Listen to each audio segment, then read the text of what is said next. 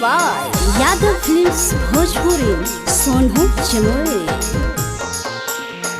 हमरा से छोड़ी कर में दो सारा से सदी आगे दिलवा में देमी जदी हमारा दर्दिया आगे छौड़ी कर दे बौजी नगी बेकार आगे छौड़ी मरबे पर दे बहु गोली मार।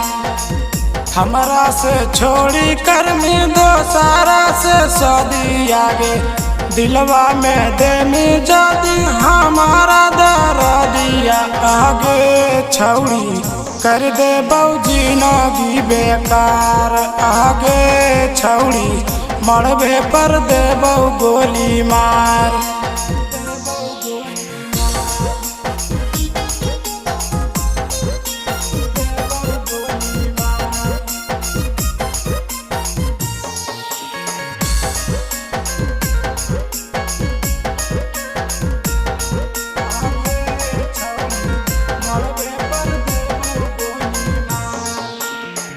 होवे नहीं देबौ छौड़ी तुरगे जय माला बा कमर में खुश के हम अबौ रही फाला बा।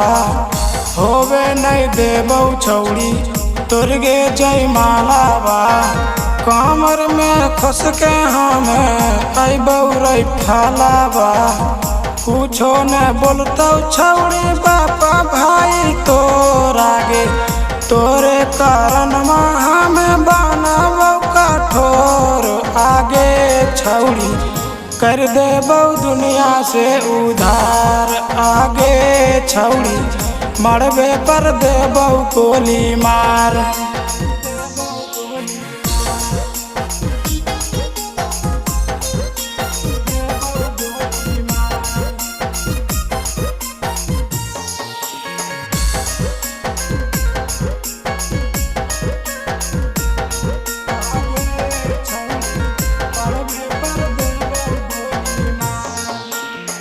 केकरो से हमरा छौड़ी लगतौ नहीं डर गे सदिये के दिन छौड़ी करबो मर्डर गे।